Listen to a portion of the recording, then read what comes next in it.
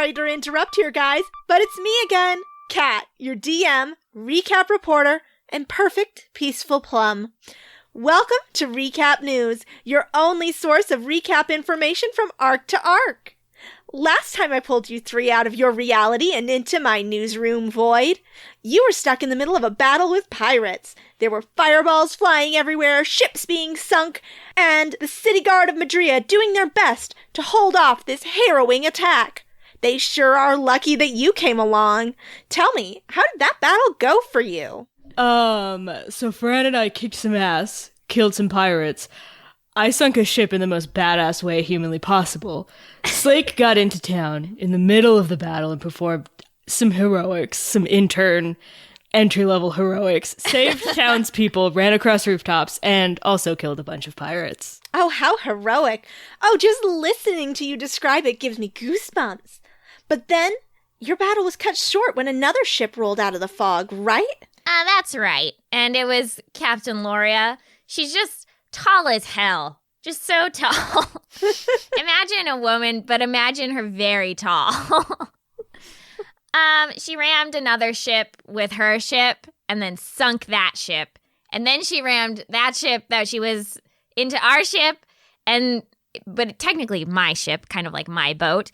And she introduced herself as the captain of Madria's personal guard.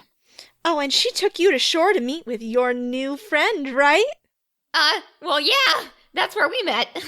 Hi, I'm Slake. Corbin and Fran actually took me on as an intern, so that's what I'm doing now. We're very generous. Thanks, guys. You're welcome. Well, then the four of you dispatched the rest of the pirates on shore. Captain Loria moved like fluid death between them and left the rest of you to just finish those off that managed to get in her way. You fought your way to the palace, you met Queen Tenevine, and she had a heartwarming reunion with her guard. In the meantime, you guys got shown into the palace. What did you think of that?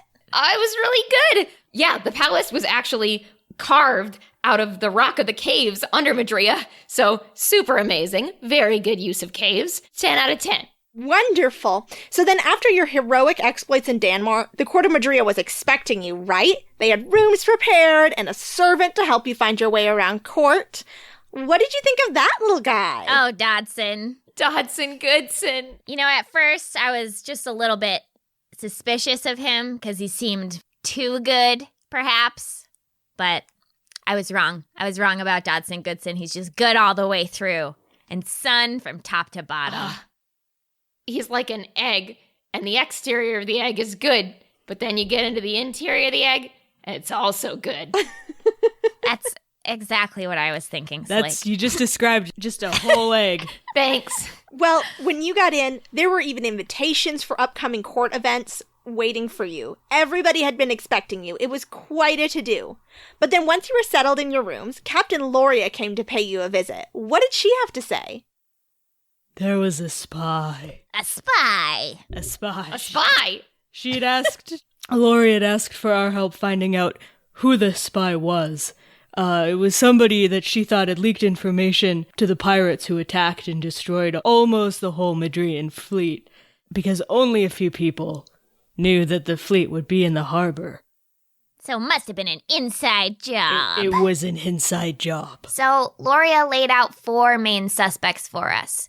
Queen Tenevine's aunt, Magdalena, the queen's sister, Renetta, the queen's father-in-law, Greenspire, and also the Marchioness de Cabibone. They all had various motives against Tenevine's reign as queen, and they had the information that the ships would be in the harbor when the pirates attacked. So basically, our plan was to, ingratiate ourselves into court society to gather some intel on these fools. What an important mission on your first day in court. But then you had some spare time, so you went over to the University of Madrid, right? So we learned about kind of the origin story of Avalis, how the forces created the world out of 3 giants and then made mortals and then made the gods to guide the mortals, which is confusing. The forces maybe suck. They didn't do a super great job. I think everybody sucks is kind of just what I'm taking away from. I personally don't feel guided. Well, at least now you know what to be confused about. So then the next morning, you got up bright and early to be presented to the court. How did going to court go? It went really well. Bad. It went really good. I made a great impression. Slake, how do you think it went, Slake? I mean, I guess it was all right. I mean, Corbin tackled you off of a staircase. Yeah, and I made a really good impression. Immediately. Sometimes friends do that. Nobody forgot who I was. I wish I could. Well, then after that, you had a picnic lunch with Princess Renetta, the Queen's sister. That must have been fun. No. Actually, you'd be wrong about that. We kind of thought when we arrived that we were like, people would admire us, but it turns out they just suck, even to people they think are heroes. Hey, Nwinian was okay. He was cool. Oh, yeah, Corbin made friends with that guy, Nwinian. He was one of the nobles. Yeah, I turned into a horse and I won his heart. All I know is that Nwinian rode me as a horse. Don't laugh, Fran! And then he fell off of me. And that's the moment that he fell in love with me as a horse. I don't remember it that way. That's how it happened, Fran. But the one thing that they wouldn't stop talking about, just over and over again, they kept talking about Lord Andelin, some guy who wasn't even there. Basically, they were just like, he's so handsome, he's so mysterious, just the coolest guy, and we all love him. And I was like, where is he? And they were like, insult, insult, insult, intrigue, intrigue, intrigue, etc. That's exactly what they said. Wow, well, that sounds like quite an event. So then after your lunch, you all split up. Fran, you went to interrogate captured pirates. Corbin, you went to check on the rooms of Lord Andelin. And then Slake and Mary attended a concert. So Slake, why don't you go first? Tell me what happened at that concert. Well, I told Mary about lots of cool cave fauna, so that was great. And then we met Coquin of the Bronze Order, secret order of Dragonborn that have a temple down in the caves at the bottom of the cliffs. And I guess they're trying to find the right spells to bring back to life the big old bronze bones that they all worship, which seemed fine and not at all ominous. Yeah, that seems perfectly normal and a reasonable thing for people to do. Corbin, what happened when you went to check out Lord Andelin's rooms? So I tried on all of his clothes, broke a bunch of his stuff. Oh. And I basically just did a really good job discovering. Yeah, Corbin, what exactly did you find out from that outing? I found out that he's got really good taste in clothes. Good job, Corbin. Thank you, Slake. Well, that sounds like a Corbin adventure. Thanks, it was. I was the only one there. Fran, then you went and were interrogating some pirates, right? What did you learn from them? Well, I learned that they'd been visited by, you guessed it, a super handsome dude who just had to be Phelan, right? Who converted them all to Torva worship. And when they came to attack the harbor at Madria, when we were arriving, it was a mission that was meant to fail. None of the actual captains of these pirates were on the ships when they came to attack Madria. So, stands to reason, another attack is probably coming. So much intrigue, so much mystery. Well, after all of that, you went and had dinner with the queens. Oh, what an honor. Tell me, what happened then? Corbin got drunk.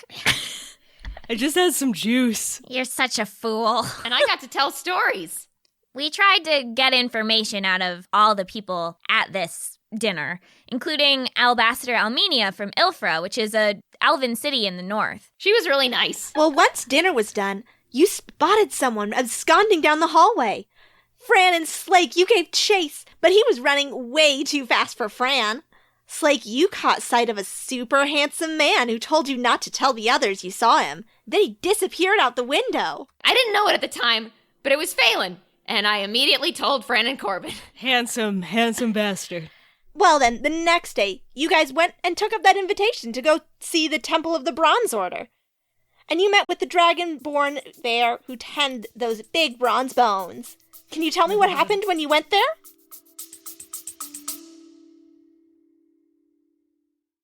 Are you suffering from high-quality podcasts? You see, quality podcasts stimulate parts of your brain, leading to an irksome condition called thinking. But suffer no more, my friend. Introducing Discount Storytime's blend of fictional nonsense and rancid gibberish to provide soothing relief. Try Discount Storytime today. Available on most podcast catchers and at discountstorytime.com. Consult your healthcare provider before listening to Discount Storytime. Not intended to treat unicyclitis, pickleball liver, or jittering expectations. Yeah, I did really good, and it was really great for me. Fran touched the bones and they all collapsed, and she just fucked it all up so bad. Oh, It's okay. at least we found out they were bronze bones from me touching them. Thanks for nothing, magical powers. Didn't you have like a vision though? Yeah, about it being a bronze dragon. Great job. Well, later you all went and split up again to investigate more leads. Corbin, you went off to see your friend Lord Nwinian. How did that meeting go? Oh! Yeah, I went to go meet with my good friend Winian, and, who did I spy at the throwing arena? The weapon throwing arena. And none other than Lord Phelan. It was Phelan. And, it was such a blur. Like, my whole body was just, like, filled with adrenaline. And I know that I feel like I had a lot of prolonged eye contact, and I kicked his ass at throwing stuff. Nice. Well, when you got back to your rooms, you found Phelan waiting for you. How did that conversation go? Phelan let us know that things were happening up in Ilfra, and that we needed to actually gather allies here at the court. So as we investigated our suspects, we also had to be kind of getting on their good side in case they weren't the bad guy, so that they would send their forces to Ilfra to fight against Torva and make sure he can't win another foothold. And he told us that Torva was tightening his reins, and that, well, Phelan actually tried to cut his arm off. Oh my god, I forgot about that! Oh! So did I. Yeah, it was pretty rough. Torva gave him an even larger tattoo that had more control over his actions. So, yeah, it was a bad time. What a hot bastard. I was so brave and sexy and strong. So good looking, and I just want to punch him. With our mouths together. He's a good boy. Well, then it was time for you to go to that gathering that was being thrown by the Marchioness de Cabibon. But on your way, you happen to catch sight of Phelan and Captain Loria having a suspicious conversation. Something about you do your job and I'll do mine. Very strange. She, threw him up against a wall, which he's a demigod, so Yeah. that was weird. He's a strong guy. Not stronger than any of us, but pretty strong. Stronger than all of us put together, probably. Yeah, I think he could kill us. Well, then it was off to the Marchionesses. But then, tragedy struck. One of the party guests was poisoned, but I saved his life with my quick thinking. And also Mary helped. And then when you went back to the palace, you learned that Lord Helmshire wasn't the only one who was poisoned. My best friend! Lord Nwinian. And we ran to him. I ran to him and I saved him single-handedly all by myself. I sucked the poison out of his body. I think Mary and Phelan worked together to bring him back from, being Like I almost said, dead. I saved him all by myself. Nobody else was there. You guys were at a party or something. And it wasn't just him. People were poisoned all over the city that night. And specifically, it was people who brought up morale among the nobility and in the city, implying that the person terrorizing Madria wants people to be scared and possibly to leave the city. Well, in investigating this latest tragedy, you found all the signs pointed you to Sparrow Island, where the pirates have their base. So, after receiving an invitation to the memorial party for the victims of the pirate attack and the poisoning, the four of you set off in a ship with a crew provided by Captain Loria, right? Yes, the crew was provided by Captain Loria. And Yes. the boat was provided by me. No. Yeah. No. Anyway, we faced some dangers on the way there, but we did make it to Sparrow Island okay in the end. Right, and when you got to the island, you saw a truly terrifying amount of ships, and many of those apparatus of destruction that Torva uses. So tell me, what happened on the island? Fran summoned a giant invisible ape. Yeah, that was good. And we learned that the pirates used to worship Ava. However, they had lost all contact with Ava for a long time. Obviously, Torva did something to her. Anyway, Corbin found out about, like, this captain's hat that, like, seemed to have magical powers that whoever was in charge got to have.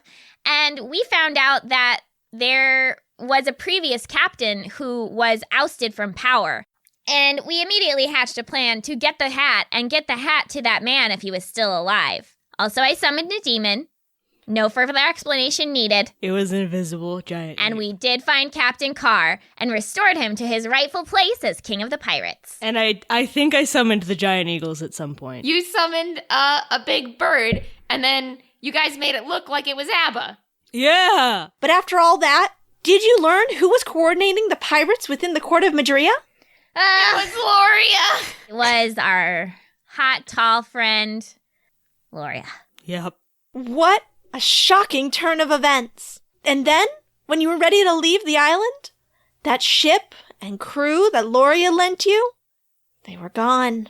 They were gone. I don't like to think about it. Well, the pirates gave you a ride back, didn't they? Yeah, they were really cool. And they kind of agreed to work with us, too. Yeah, they agreed to send forces to Ilfra, where Phelan had warned us there was a battle going on. Just intrigue upon intrigue. Wow, you guys were practically experts at this point, right? Yep. Yes. You could say that. Well, you got back to a very quiet Madria. It seemed like the city had been emptied out after all those pirate attacks and poisonings. But there was still a memorial celebration to attend, and you had to get ready. Yeah, we love parties where everyone is gathered in one place, like fish in a barrel. But we asked Dodson to go check out the bones for us, and he was really great about it. Yeah. I love that guy. He was really good. He was such a champion. Yeah, we were suspicious that the bones that the Bronze Order was taking care of would be alive somehow or gone, and unfortunately, our hunch was exactly correct. They were gone completely. Oh my. Well, that's just another mystery, I guess.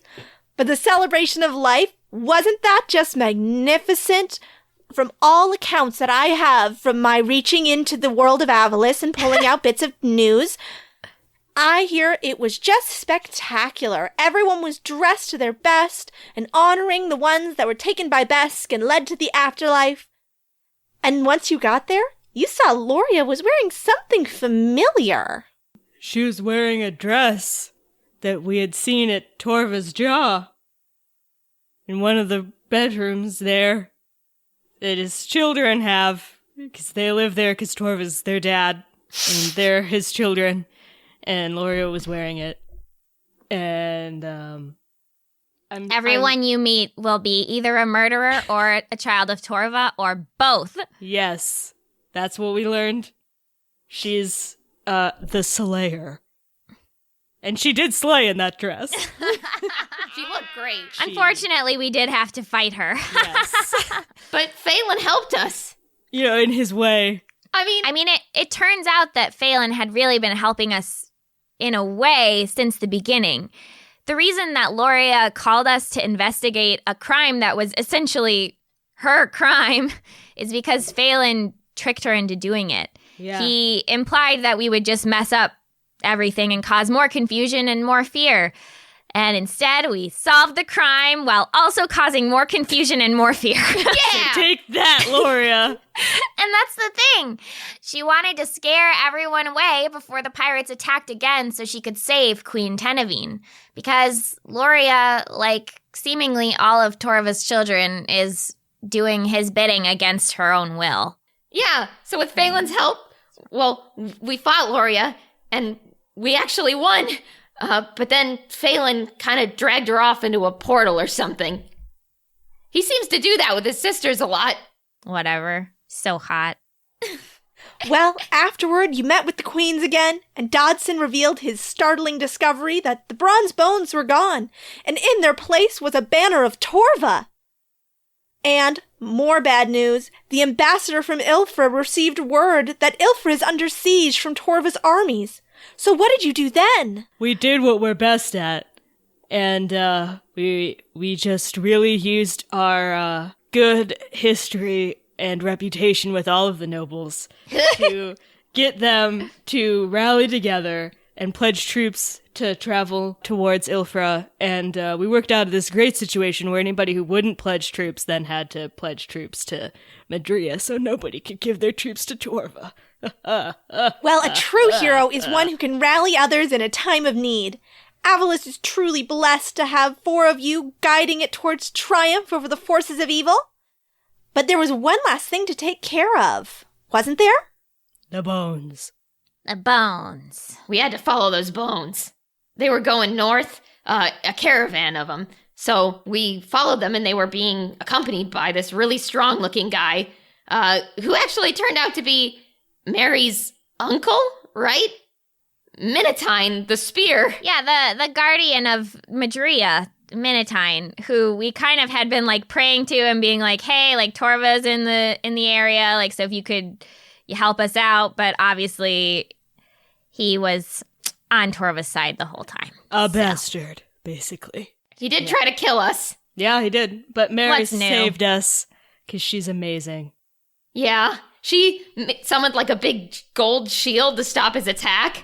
And, well, he told her that he'll help his brother end this and that it was going to be better off for everyone when he did. Whatever that means. And he said that Mary should let Torva name her, which is like the stupidest thing I've ever heard in my life. Yeah, it's a pretty dumb idea.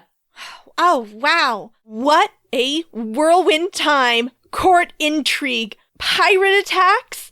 Bones. Wow. Well, that's it for now. We'll be back with another recap news. For now, I'll drop you 3 right back in where I pulled you out. Bye-bye. Bye. Bye. Ah.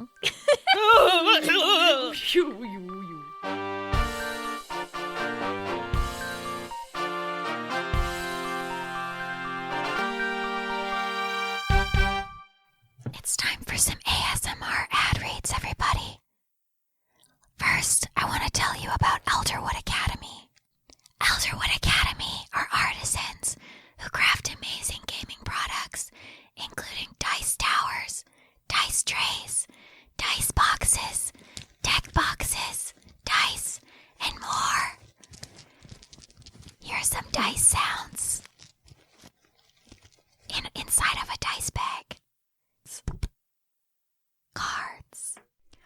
All their products are crafted to look like spell books, scroll cases, codexes, and other fantasy gear. For instance, you can get a rolling tray that can roll up into a scroll, like you're some kind of old-timey scribe traveling through the countryside, ready to play D&D at any moment. Listeners can find that product and many more at elderwoodacademy.com/don'tsplit. And now I'm going to transfer out of this ASMR voice because I'm really starting to feel that my throat is dying. So just slowly turn down your volume if you turned it up, because I got to just talk in a normal voice because it's Next up, demigods. Are you a god? Demigods, the new tabletop RPG from Jason Mills, brings the world of myth and legend to a modern setting. The action-adventure game tweaks the Apocalypse World rule set to create powerful mythic characters who are tangled up in complex relationships with each other and with their pantheons. Embrace themes similar to Good Omens, American Gods, The Iron Druid, and Percy Jackson as you take control of the story. Demigods is kickstarting July 9th through August 8th, and for more information and a quick start of the game system, go to demigodspbta.com and follow Jason on Twitter at It's Probably Okay. Make sure to check out Demigods!